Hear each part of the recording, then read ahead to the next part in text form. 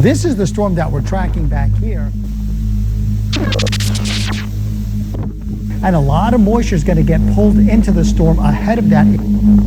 What started as a perfect early Thanksgiving family vacation in the Florida Keys became our scariest vacation to date. On November 15th, 2023, a no-name storm formed right on top of us, with winds gusting to 86 miles per hour and flooding everywhere. This is our story. All right, let's dial the doom and gloom back a notch. While this was a scary night, there were no injuries or deaths, just a scary few hours and some property damage because it was so unexpected. So unexpected that my father slept through the entire thing. My family's been coming here since I was a kid.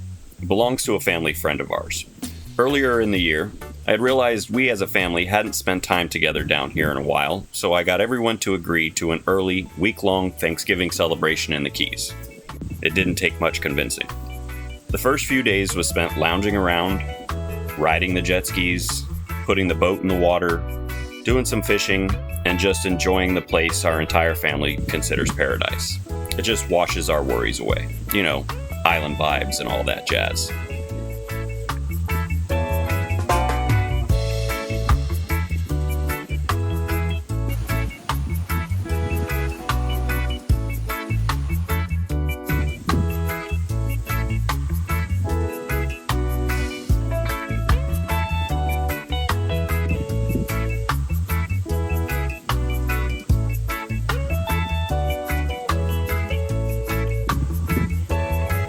Now, normally, I'm the weather watcher, because my job depends on Mother Nature to provide for me. I'm constantly on the watch like an amateur meteorologist. All of my friends and family come to me for weather forecasts, but on this day, I wasn't paying attention. I was enjoying my vacation. As we were blissfully unaware, soaking in our vacation, the morning of November 15th, things started to change. The wind had been blowing pretty good since we got there, but now it started drizzling. Little did we know this was a cold front pushing south, and the tail of that cold front had grabbed the remnants of a previously stalled front about 90 miles south of us over Cuba. To South Florida, and a lot of moisture is going to get pulled into the storm ahead of that area of lower pressure. This was the no-name storm, a low-pressure beast that formed right on top of us, packing gusts up to 75 miles per hour region-wide. It wasn't named, but it hit like a tropical storm, with over 9 inches of rain in just a few hours.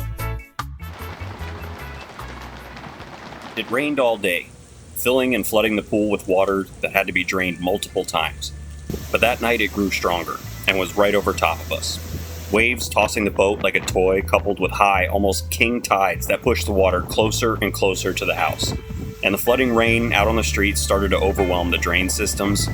Water started to come up in the shower drain, and unfortunately it wasn't storm water, it was wastewater. We were sort of trapped on an island. Ocean water on one side, floodwater on the other, and someone else's property, filling with water from an overflowing pool and an overwhelmed storm drain system. Gusts hit 86 miles per hour nearby. That's hurricane force. Over 100,000 lost power across South Florida. We lost power for a little bit, but they got it back on in a few hours after the storm was gone. The boat ended up taking a bit of damage from slamming into the dock over and over again. At one point, it got caught under the dock, and then the next wave lifted up the boat and broke the dock. This was the scariest weather I've ever been in down in the Keys, mostly because we never stay if we know a storm is coming. This one caught us by surprise. It reminds me how vulnerable we really are to Mother Nature. As you can see in my screen recording of the radar loop, this storm almost forms an eye right on top of us. We are the blue dot. We missed this wind right here, a storm report. We're talking winds up to 86 miles an hour. That was the gust. They had a sustained wind up to 77 miles an hour. So hurricane force winds down here, causing some damage. They also saw up to a foot of rainfall there in Key Largo. So